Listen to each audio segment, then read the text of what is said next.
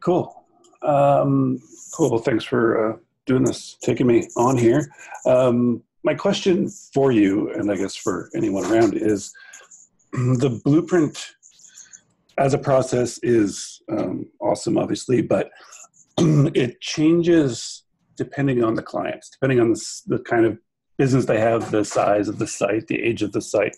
And so bringing sort of the blueprint into my business, the thing we struggled with was sort of like having like a process or a flow chart sort of thing. Like if a site has this many posts, so you know what I mean? Like, because I feel like technical audits and WQAs can be sort of switched back and forth depending on what the site is.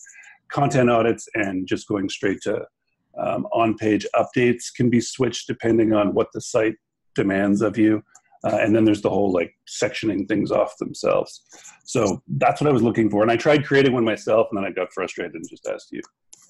Yeah, absolutely. Okay. So tell me a little bit more about the types of clients that you're working with. I mean, do you have like a specific niche? Are you going like average size retainer, just so I can kind of format this a little bit better for you? So retainers start at 2,000 a month and go up exponentially from there. There's no particular niche at this point. It's just literally people who are sort of, I have a podcast and a blog, and so it's people are coming through my audience and becoming clients. So there's people doing online education. There's people with travel industry. So it does vary quite a bit. And maybe that's part of my problem, is sort of trying to fit it into a blueprint. But I'm of the mind that most businesses are the same to a certain degree anyways. Sure. It's just, I have a site that's 20 years old that the client has, and I have one that's a year and a half old. For sure. Yeah. At our agency, it's the same thing. I mean, our minimum is around 6,000 and it scales all the way up. And that also adds in other services as well on top of that. Right. But yeah, I mean, and we don't work with a specific niche either. We basically say, if you can pay our retainer and you're a business that we want to work with, then you're a client. So we have like attorneys, we have e-commerce stores, we have SaaS businesses, we have a wide range. And that's something that we constantly go through too, is trying to follow and abide by a process while also offering that high touch, white glove service that like the more expensive SEO campaigns need. What we've really found, and me especially, is that it really starts in the biz dev and sales process. So I want to talk to you a little bit and ask you some questions about that. So when you, like, how do you price your campaigns, your client campaigns? I mean, it's totally on a case-by-case basis. It's usually, I mean, I'm approached by they approach me, and then we get into some emails and then a call. Really just sort of figure out, like you said, we do, half of our clients right now also do, like, we get a content manager for them. We help them with their writers, and like they go into our processes for writing. So that's an additional cost on top of it. Mm-hmm. But the minimum is that we do just like SEO, and then we sort of fix their site and help guide them on.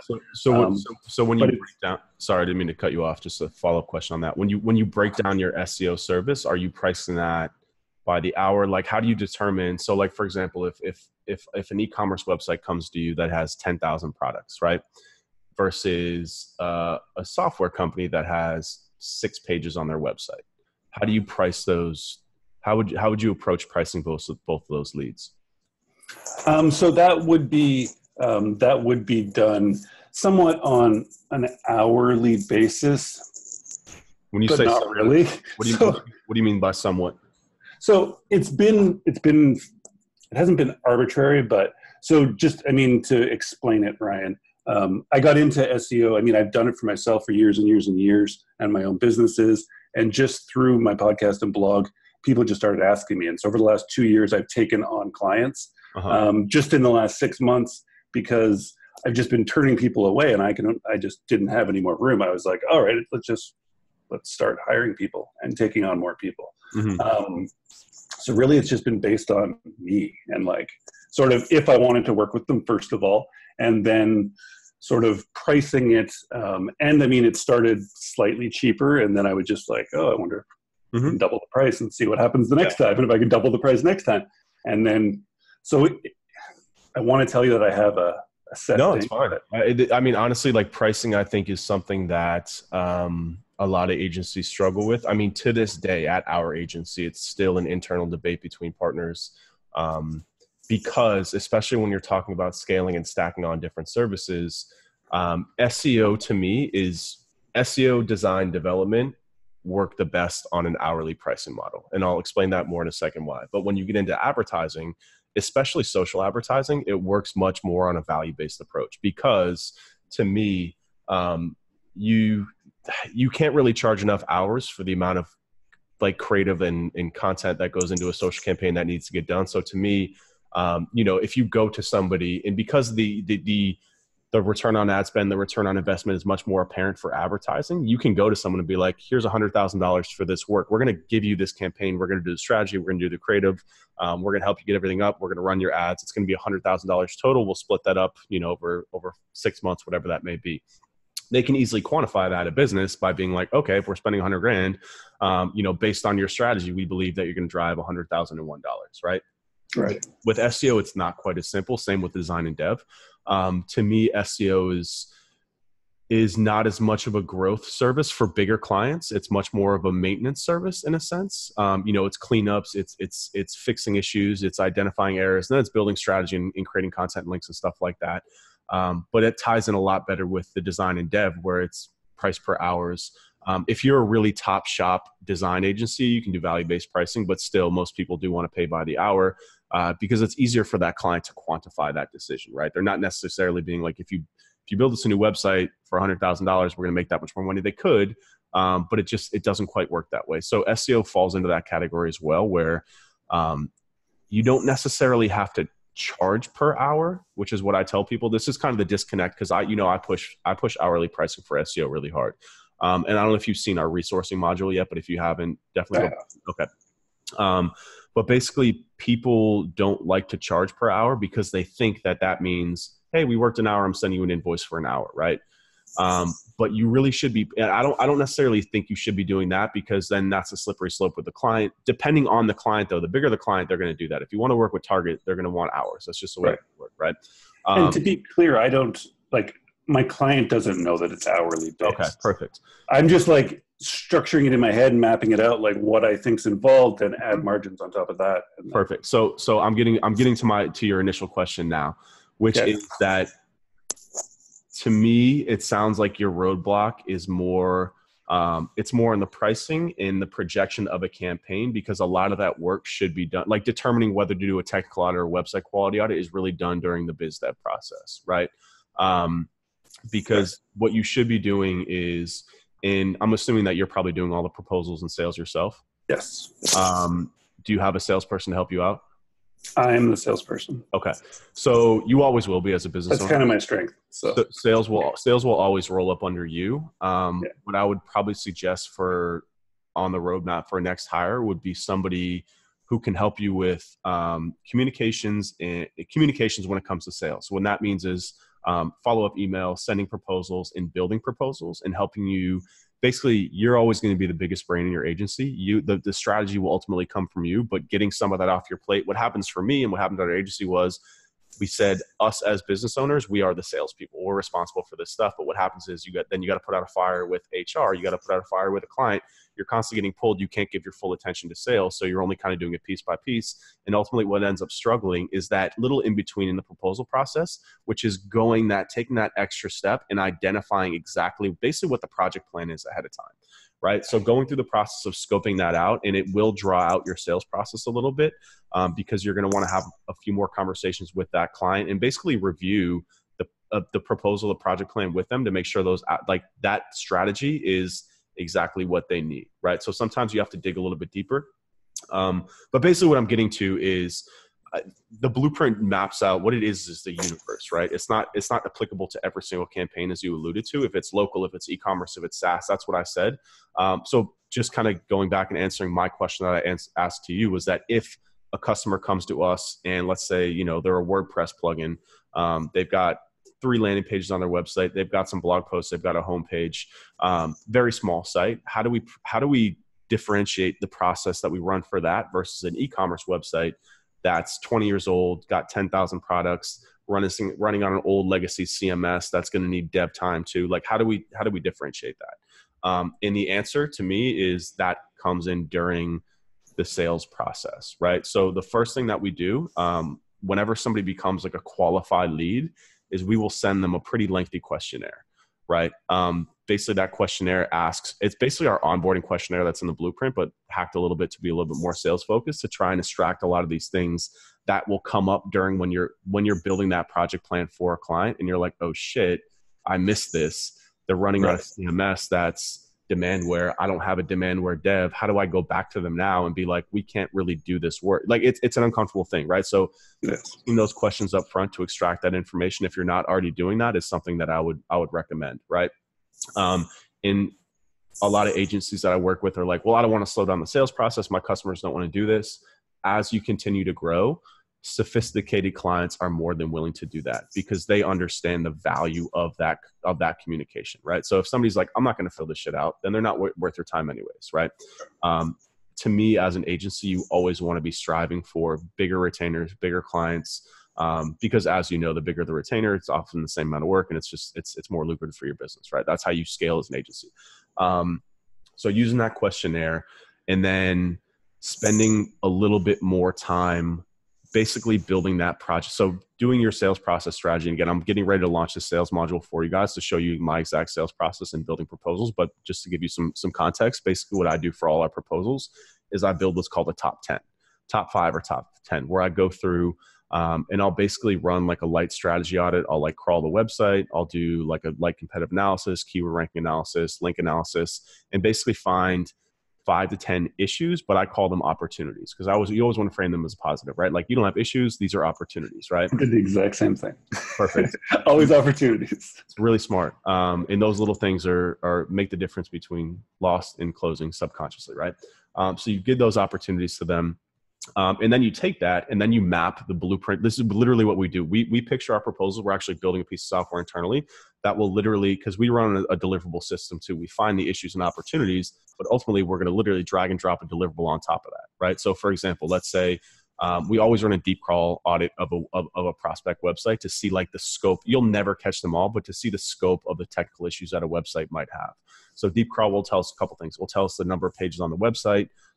It'll tell us the number of, technical issues that it might have. So based on that, we're going to say, number one, we pretty much always run a website quality audit now. It really is kind of like that differentiator piece for us that allows us to not only get quality work done, but kind of like feed the next part of the strategy where it's like, it just feeds into the next part of the campaign. So pretty much we'll always run a website quality audit. The thing that we'll actually not do is a technical audit. So for example, going back to, again, if I have the e-commerce lead and I have the SaaS lead, the e-commerce lead, we know we're going to need to do a technical audit because it's an old legacy website. It's got all these technical issues according to deep crawl. At that point, we're just going to literally drag and drop website quality on top of that. And just due to what size of the website, we're going to price our website quality audit based on the size of that website, right? So if it's got 10,000 URLs, basically what we do is we set a price per URL internally. It's very cheap. And then we'll just multiply that out to get like our cost for that website quality audit, right? And then we'll also layer on a technical audit on top of that. And then we'll use the deep crawl analysis as a justification for that technical audit. And then same thing, based on the number of issues, based on the size of the website, we'll basically assign an internal cost per URL. Very, very rough. It's not exact, of course, but it's like 1 cent per URL. And that's how we're going to charge you for that technical audit, which we, of course, translate into hourly rate, whatever, blah, blah, blah. Going back to the SaaS example, would be we'd crawl the website. We'd find that it has 60 pages. Really, it's on WordPress, so there's probably no technical errors. We're still going to do a website quality audit again because that is basically like that deliverable is a linchpin to everything else that we want to run. But the technical audit is something that we find clients will give pushback on. It's not necessarily worth the hour, so we'll just strip that out, right? And so like you see where I'm going with this is that during the proposal process, and I know you're asking about more than just technical audit versus website quality audit, but during the pitch process, we'll identify the scope. It just takes a lot more time, as you can see, and this is why I said like getting someone internally as a hire to maybe help you. To get them trained on these things, to take a lot of this off. So basically the way our sales department is building and working now at the agency is we'll meet as partners and strategists when we get a new lead in, kind of do like a just 20-minute kind of tear down as a group. and the sales team will sit in there, they'll listen to it, and then they'll go back and they'll do their top 10 analysis. They'll run the crawl, and then we'll come back again and we'll review what they found. And then, we'll give them input on basically the strategy, and then they'll take that, build a proposal out of it. And then a follow-up call will be had with one of the partners to talk to them about it. You see what I'm saying? Yeah. And building a sales department is hard. It's a really hard position to hire for, because they need a certain level of SEO knowledge as well as people skills and communication skills. It's not like selling like mortgages over the phone. It's a very different service to sell. So it's hard, but if you can get someone kind of to sit with you and you can mentor them over time, you'll be able to scale your time a lot more. And going through this like proposal building process is so important. The bigger client you want to work with, the more time consuming it's going to be. But this is also where you can identify and extract a lot of those process headaches that you might have down the line. And of course, this extends, again, like I said, more than just to technical SEO and more than just website quality audits. This is going through the whole process. But honestly, for the most part, we'll pretty much run almost every deliverable that's in the blueprint for an SEO retainer-based client. So an SEO retainer-based client would be your 12-month agreement, basically what I have laid out in the blueprint. But we're doing a lot more of now, especially with bigger clients, is they don't necessarily want to sign a 12-month agreement. They want to do like 1 to 3 month sprints, where it's like technical sprint, keyword research on-page sprint, content sprint. And then, of course, we're also then layering on like our UX department, which we're really building fast, design department, development department. So it's a little bit of a different sales pitch, but it's really the same thing. It's still just sprinting. It's pitching those things based on those little sprints and identifying the things that are most relevant to them based on the issues that they have, and then quoting that based on the time that it's going to take us. You see what I'm saying? Yeah, totally. The 6 months is what I've been doing, 6 month minimum for clients. And so they sign a 6-month contract. But as you explain this, Ryan, my issue is probably that I've actually turned off sales since getting the blueprint, because I had gotten too many clients to what I was doing myself. And I didn't have the processes in place. I knew what to do and I knew how to get them the results, but it was all of a sudden it was like, okay, I can't do more of this like this because it was chaotic. Yeah. So what I was trying to do was put in these clients that I already had and now implement them into the blueprint. And I think that's what was causing chaos in my head, because I was like, well, what the hell? Some of these people are further along, and and now I'm trying to bring them back through and get them into an actual system. Yeah, I see what you mean.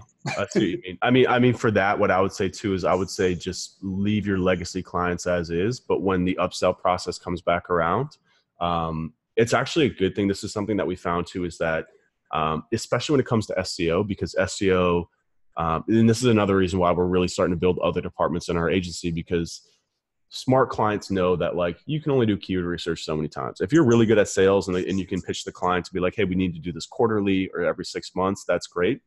But it's not always that case. So having like a new framework to go back in and repitch to the client 6 months later, it's basically like pitching them a whole new agency. Like they're working with someone that they're familiar with, that they like, that's gotten them results that they trust. But you're like, hey, we're constantly working on our processes internally to deliver better service for you. Here's our pitch for the next 12 months, and then you've got everyone on the same system. And again, this is an iterative process. It's not something that you should just implement and then leave. Take your flavor. You're probably a better salesman than I am, honestly. Take your flavor and put it into the blueprint and make it yours. But yeah, I mean, that's what I would say. I wouldn't try and inject this into your current client campaigns. It's going to be a little bit of a tough, 6 months while you're cycling through to get people onto this new system. But man, once they're on it and once you're hitting on all cylinders and selling this in and delivering this work, scaling just becomes a lot more easier and a lot more. Oh, totally. It's amazing. That's why I was excited to get it and get people in place doing the work so that I could then go back to selling. Yeah, absolutely. So did that answer your question? I mean, I realize I kind of answered it my own way, but if you have more questions on kind of like the process specifically. No, I actually prefer your answer. It makes way more sense. And just the mapping it out to the blueprint as you're making the proposal makes sense. Again, it takes it from, it's less abstract and vague and just me sort of winging it each time. Yeah. Putting it to a process. Understood. Yeah. I do like the hourly though, still, but then selling it as value if I can. Yeah. I mean, like I said, I mean, I think that if you can sell, I've just always had trouble selling value-based pricing. It can work really, really well if you've got a strong podcast, strong personal brand. People want to work with you because they'll see the value in going specifically to you, right? But again, like I'm always thinking, and I urge everyone in the Blueprint and all the agencies that I work with is to always be thinking about the next two steps of your business, and like how you get to that. Cause like you constantly hit plateaus as an agency, and how you can get to the next one. And you've really got to be planning for that, like 2 cycles ahead, you know? And when you do better work, you'll be able to work with bigger and better clients who will pay you more. And a lot of them don't really care who you are, per se. You know, it can maybe help to like get their attention from an advertisement, from a podcast, or just from your marketing channels. But a lot of them will end up coming from referrals, and just doing really good work that you're doing. And hourly pricing to me for SEO, and again, like we don't have the answers for this, but hourly pricing to get us to this point where we're at, it's just the easiest way to go. You know, it's maybe not the best, but it's the least point of friction when it comes to like managing the overall business, which is what I'm always aiming for. Right. And tracking to see. I like your system of tracking the timing and then putting it back and making sure you're actually pricing things properly. And making money. Right. And like not getting into that whole like just slippery slope of like the client asks, like, what can you do this to? And yes. And not adding extra, which can be difficult, but that's just a relationship game. Yeah, absolutely. So what else, man? You want to chat about anything else while we're on here? Okay. So it's the end of June, or it's the beginning of July, but the end of June. June was a big month for algorithm updates. Yep. Maybe we should, this is something that's on my plate right now. Yeah. Algorithm update was big, obviously. It was quality, but the whole EAT. But it's affecting also some sites that weren't part of your money or your life, all those sorts of things. You have a client and they have a drop based on an official algorithm. I believe it was the first one ever announced prior to the update. What sort of steps are you going through to, my process has been like going through and making sure there's not something technically wrong, making sure it's not our site and it just happens to coincide with that. And then checking out the competition, because obviously the traffic doesn't disappear. Somebody else just takes your spot, and trying to figure out why. But is there anything in there else, especially sort of, again, with the relationship and keeping people informed and like, you're on it. Yeah. And I think you hit the nail on the head. I think to me, that's the most important part, is number one is identifying it before they do and telling them, and like not hiding from it, not shying away from it, taking on that conversation head on as soon as you possibly can. Meaning an email, as soon as you know, I mean, I know you're not checking their data every day, but as soon as you see it, send them an email. And just being transparent, you know, being like, you know, there's an algorithm update. And you already know this because you brought it up just now, but like letting them know that there was an algorithm update, they've been affected, and it now has your full time and attention. You're going to be working on it until you get answers. And also letting them know too, this is really, really important. I've been talking to Gustavo about this on some other calls about just kind of client management and relationships and taking charge of the relationship and not letting them dictate the terms to you. But like, because a lot of the times a client might want to point a finger or, you know, want to fire you right off the bat, but ultimately it's not your fault. You know, like you are responsible, but it's not your fault, right? So there's a difference there. Meaning that assuming if you're doing SEO the right way, the algorithms that are coming out now, as you alluded to, they're not necessarily like egregious. You messed up, you did black hat SEO. It's more just kind of like, we're just making our algorithm better. Right. And the stuff you've been doing to date no longer fits with what we're looking for. So I actually just had a super long, and I don't really talk to clients anymore. I had a super long conversation with one of our clients in the health space. They sell tea. And when the original algorithm came out last August, they saw a massive uptick, which was weird because all of our other clients in the health space that were like a little, like had what we felt like had a much better service offering and much better brand went the opposite way, right? When the algorithm corrected, it literally corrected that, right? So it was really interesting to see that. Yeah. So they got crushed over the last 3 months. They've been getting hammered. And this is the other, you're talking about the other algorithm update that just launched, but that's June 3rd. Yeah. but just to frame the context of the conversation. And I had a very long conversation with them about how, just completely frank that, like, number one is that you can't build a house on rented property, right? Like, as a business, this is going to happen. Nobody is safe from these algorithm updates. We as SEOs, we can't predict them. We can only react to them, right? So again, nothing that was done up to this point we're not here to point fingers. We're here now to figure out how we can figure out what the issue is, because nobody knows, right? Like, this is going to take time. It's going to take research. It's not an answer that we're ever going to really be able to tell you definitively, because Google won't tell us. But we've got to put in some time to figure this out. So just letting them know that you're working on it.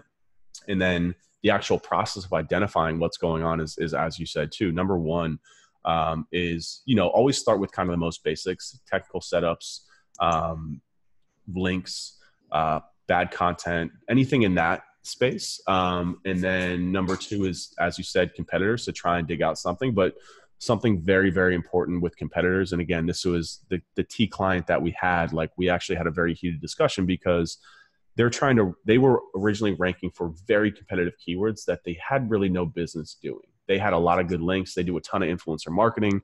So they were punched up on top of the SERPs, but in reality, they probably didn't deserve to be there.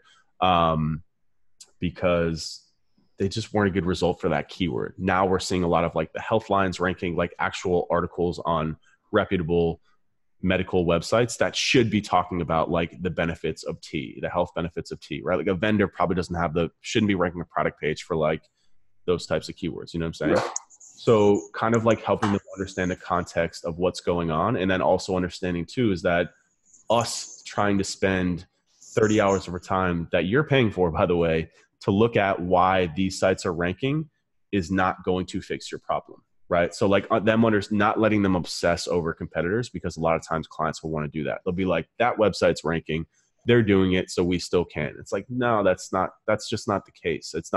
Nothing's apples to apples here, right? So definitely use competitors for context, but don't let them obsess. And more importantly, don't you obsess over a certain competitor, a number of competitors who are crushing it for certain keywords, because you may never find the answer, So use competitors for context. And of course too, I mean, like, I don't have all the answers. We don't have all the answers to Blueprint. Definitely like pay attention to people like Marie Haynes, who specialize in algorithm updates, like see what people are talking about, just like continuously get contextual information about this stuff. Specifically, though, with the algorithm that you're referring to, based on some of the data that we're seeing at the agency, is that so a while back ago, like SEOs, I remember people used to build WordPress plugins for this, but basically building like hyper-specific targeted pages that go after like very niche keywords, right? That then became kind of like a doorway algorithm penalty. But basically the data that we're seeing coming back is more that like pages that are more targeted on content, basically like big pages with like a big footprint, like that pillar page that you hear people talk about isn't quite working anymore. And I think that's for a number of reasons. I think number one is because the SERPs are so crowded now that those pages are just no longer a good result for like more specific queries that were getting picked up because that page had a lot of authority, or that website had a lot of authority, right? So looking at going back through your content, and can we take this massive guide about social media, hypothetically, and turn this into 10 different pages that are basically breaking up the H2s and making these dedicated pages. So like, how to create images for social media, blah, blah, blah, like deconstructing that guide. That's no longer probably going to be a good search result unless you can rank for the guide to social media. But like understanding that a lot of your long tails are going to be going out the door, and that your content strategy should reflect this. That's kind of like the most insight that I've gotten from this algorithm update. But again, that doesn't mean necessarily going back and creating these like hyper specific spammy pages. You have to understand the balance between like what page deserves its own topic, title, dedicated URL versus what should be consolidated into one. You know what I'm saying? Totally. Yeah. Yeah. And Marie Haynes, she's fellow Canadian, so she's where I get most of my algo update information. But yeah, it's just a confusing one, because I guess because there's just one client that doesn't make sense to me. All the boxes are checked. It's perfect, amazing, beautiful site, content, great business. Yeah. But it's just like And the stuff that is now ranking, it's just like total garbage articles. And I'm like, man, the rest of them, my other clients that got affected, it's kind of like, okay, cool. All right. Yeah. We could do certain things for a certain amount of time. Now let's just change it up. And fair enough, right? It paid off. Good. Yeah, But, I mean, man, honestly, like I would say in my evolution of SEO, this sounds really bad and I probably shouldn't be saying this, but like I've actually paid so much less attention to these algorithm updates because there's certain things that like, and this is just kind of my evolution as a human, but like there's certain things in life that are just outside of your control. It's unfortunate when your business runs on this algorithm, but you know, it's unfortunate. And like if you're at the point too, for you personally, where you have such a full pipeline, it sucks to fire a client that you love and respect, but like, it's also a very noble thing to you to like, and we literally tried to get this T client to fire us, but they didn't because we were working for 3 years. But like, I told them point blank, like, you're never gonna get back to where you were. It's unfortunate. And like, we feel really bad, but like, it's not our fault. Like this is what the algorithm is telling us. And like, you shouldn't be investing this much resources into something that's not going to ever come to fruition. Like go advertise, go get better content, go hire a video team. You know what I'm saying? Like there's so many ways to market a business online now to like just try and rely on Google. And like, if that's what the algorithm's telling you, like I told them, I was like, let your website rest for 6 months. Like let the dust settle. Let's see where things pick off. Like, let's turn our attention elsewhere, like, you know, like replatforming. What there's other things that we can be doing and spending our time than just incessantly trying to figure out what's going on. You know what I'm saying? Like, so I'm like not as up to touch anymore. Marie is amazing. She's by far like my go-to. I'm just on her newsletter and that's where I get all my information. Me too. Yeah. But see, and that's the problem because I saw that and I was like, okay, cool. I actually sent out an email, just let people know right beforehand. Yeah. There's an algorithm update coming in 2 days and people were like, oh, that's amazing. Then I didn't pay attention to it until last night at like 10 o'clock when I got an email because they got their analytics update like, last month your traffic fell 25% from the month before. And it's like, oh God. Yeah. And I didn't see it. So now it's like, you know. So, but I mean, that's all part of just being stretched too thin and not paying attention enough to see it before them. I would have seen it when it came to reporting for last month, but yeah, they saw it before me. If I would have at least brought them an hour before, they would have been like, oh, cool, he's on it. Yeah. But now it's like, how come you didn't notice this? It's like, oh, Jesus. Yeah. It's the life of an SEO, my friend. I know, totally. All right, yeah. So it's all about the relationship. I like the idea of trying to get people to fire you if it's just not going to work. Mostly because people don't want to fire you if you want them to. Yeah. I really should be on it so that you do bring it to their attention first because they do love that. That's what they're paying for. Is just. Yeah, you know, and to maintain that relationship at all costs too, you know, especially again, like I said, if it's a client that you really do enjoy working with, they've been paying the bills on time. Those are few and far between sometimes. Yeah. To always do what's best by them, you know. And again, that doesn't necessarily mean that they don't have to work with you anymore. You could just be like, we're going to cut our retainer in half and just do content, or we're like, you know what I'm saying? Like just focus on content, but like, you know, kind of offering that value back to them, not because you feel bad and not because you're responsible, but because it's not a good use of your time either. Because again, what can end up happening is you're sitting here now working extra hours trying to figure this out. It jumps back up. Yeah, exactly. So it's tough, man. Algorithm, honestly, like algo updates have always been the hardest part about this job. Always, you know, it's either like amazing news or the worst news ever when one rolls out. And if you've got a big portfolio of clients, like it's just a numbers game. Someone's going to get some hit. Are going to hit, some are going to miss. Yeah, it's just how it is. Yeah. Okay, that's cool. It's all relationship. Just keep it open. Yeah. Stay ahead of it. All right. Cool, man. This is good. Anything else you want to chat about? I don't think so. If we got any comments, no comments. I am looking forward to your sales module. I do want to see that because I haven't set up an actual process yet. So I'm looking forward to that. Yeah. I've been spending a lot of time on it. This has been like one-on-one, probably the most robust module I've built aside from the link building one.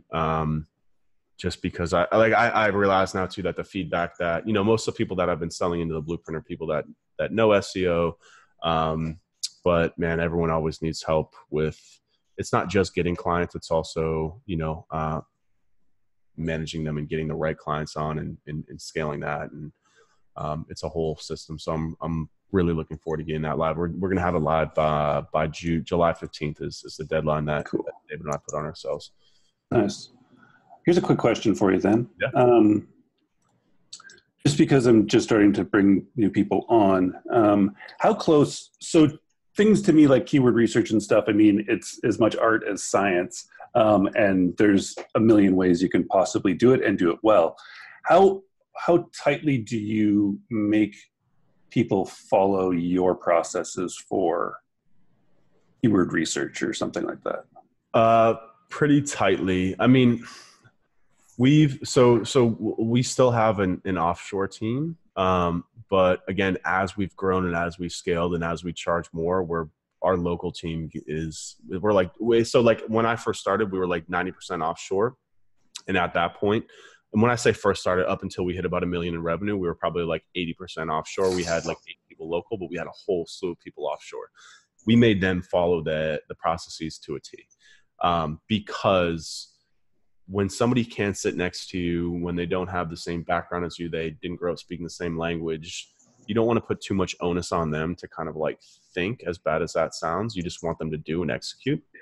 And the people that I hired locally were more project managers than like true SEO consultants and strategists. They knew SEO and they've translated into SEO strategists, but their job was basically to manage their own team of offshore people to make sure that things were getting done, and then checking the work and delivering to the client, handling communications, right? Now, as we've grown and, getting closer to 8 figures in revenue, we have moved probably 80% local in office, 20% offshore. And we now expect part of what we're building now. When I was up in Philadelphia, we had a big like offshore partners meeting. And what we talked about was, how do we keep our people on the right career path? Not only to want to stay with the agency, but stay motivated, pay-wise, career-wise, moving up. How do we handle that promotional process? And part of the thing that we built into that was like a list of 10 things. And one of those 10 things was, if you expect to get to your next position, like if you're an SEO consultant and you want to get to the like SEO manager or director or VP, you are expected to build processes that document your entire job, right? Because they are now us, right? Like we're hiring people that are us, that are leaders that can build and take that process. We're paying them a lot more too. They are expected to build and iterate their own processes. And also too, they are getting paid to think, not just do, they're getting paid to think. So we want to extract as much of that value out of them as possible before they can move on to the next step. So we're basically saying, if you want to replace yourself, like if you want to move up, we have to replace you. So you have to have that process done in documentation. And we expect them, we encourage them, like, you're the one doing it every day anymore. I haven't done keyword research in over a year. So what do I know about doing keyword research, with this new tool and this technology and this platform and these automations available now? So we expect them to build and iterate on top of it. So we've given them the blueprint as like a baseline, but they are now in the process of taking that and rebuilding it to their own, like to how they're doing it every day. So if I'm hiring so that's the agency side of things. But for my company, so me and David now we have the blueprint as one of our companies. We're getting ready to launch a WordPress plugin this month. And then we're getting ready to launch another piece of software probably by the end of the summer. And we're building our own team internally, and everything that we do. Like I just hired a link builder, an outreach person, and they are following the blueprint to a T. Because I don't have somebody outside of myself that can sit over them and manage them every day. They're basically just reporting to David and myself, because we're starting from the ground up as a startup building these things. So I think when you're first getting started, up until you get to a certain point and you're leveraging a lot of lower cost labor, they should be following those processes exactly as they're laid out. Obviously, if you trust them to be like, hey, like, give me feedback on what's working, what's not working, or you just listening into the client on what's working, what's not working, then you can obviously iterate on top of those things. But for the most part, if it's a startup, like, the processes are done, they're done for them to follow. Make sure that they're doing it, pretty much to a T. Obviously, if you iterate on top of the processes yourself, then that's a different story. But startups definitely make sure that they're like sticking to the script. Yeah, and then we've iterated on top of them ourselves, but yeah, it's just getting people to like, this is how you do it. It's like, that's not how I've done it before. Well, that's how you do it Yeah. now. Fair enough. Yeah, but you're paying them, so they should be doing what you're saying. Yeah, exactly. Exactly. Word. Okay, I got some questions coming in on the Facebook. If you want to sit in here, Johnny. If not, you can drop off if you want. But so Adam just asked, what white hat tips do you guys have for link building in today's climate online? Link earning tends to be getting harder these days due to negative views about the industry. That's a great question. So I actually just published a case study that me and David are getting ready to launch next week. It's with a cannabis brand. And basically what I talk about in the link building, I take the 5 phases that we talk about in the blueprint. And one of those, phase 4 is promotion. And promotion refers to outreach, link building, advertising, if you're doing that, PR, influencer, stuff like that. What I talk about in that video, it's actually the shortest video in all of them, because I believe that we should be simplifying link building, not making it more complicated. Today's climate, as you alluded to, maybe you're not alluding to this, but it's become a pay for play model, right? You send an outreach email and 80% of them come back. It's being like, yes, we'll publish your article for $80 or like write guest content. I think the value and quality of those links are not what they were because Google understands that a lot of guest posts are basically like the new PBNs. So the point is that you should be looking for just a few scalable methods that work for that specific business. So for this cannabis company, because that's like a blacklisted industry, a lot of people don't want to link to a cannabis website. We did 3 things. Number 1 was we used Unlinked Mentions because they had a really good PR team in place. They were getting, the CEO was getting coverage on like, I don't know, like local news outlets, but those news outlets were not linking back to the website. So we basically just set up a listener, mention.com, and we're just automating the outreach to those people for inclusion in those. That was number 1. That's obviously not available for most people, especially ones not doing PR. Number 2 was basically a play on the sponsored posts that we talk about in the blueprint, but a little bit more updated for today's climate, where my thing is that link building should not just, like, if you can build links that drive traffic, not just rankings, then you're winning, right? So focusing on finding high visibility bloggers and media websites and then sending them a pitch for some sort of sponsorship that you could then take and translate into like a more of a native ad. So for example, what I did was this company sold a product called a decarboxylation machine. I'm not going to get into what it is now. You can watch the case study to understand it. But basically that keyword decarboxylation was something that we obviously wanted to rank for, but it was very big, very competitive. So we just Googled the keyword decarboxylation. The first 5 site ranks were all like big media websites like Leafly. These websites always accept ads. That's how they make money. So we just pitched them saying, hey, we're this company in the space. We love your website. We want to form a partnership. Do you accept like an email blast, social blasts? Do you accept guest post written content and or like paid post placements? Obviously we want the paid post placement, but we're framing it not as like, hey, this is a link building tactic. This is an advertising and promotional tactic that's for the good of business. And yeah, like they were like, yeah, of course we'll charge you. And then at that point you go through the negotiation process. So we basically were negotiating author byline links that linked to a page on the client website for like $200 a month. And this is a page that was getting like 20,000 organic visits a month. So the link equity was there and the referral traffic was there. So that was number 2. And then number 3 was influencers. So using influencers on Instagram and YouTube in prospecting and prioritizing for ones that have a website in their bio is probably the most underused link building tactic right now because it takes an extra step of effort. So those 3 things. So like using traditional tactics, thinking a little bit outside of the box, and then figuring out if those are scalable tactics that you can use to just kind of not only say set and forget, but just be able to baseline and understand how to get these links. That would be my tips. Keith, just right. Can I interject for a second? Yeah, please. I will drop off after this, but this was like something I totally want to talk about.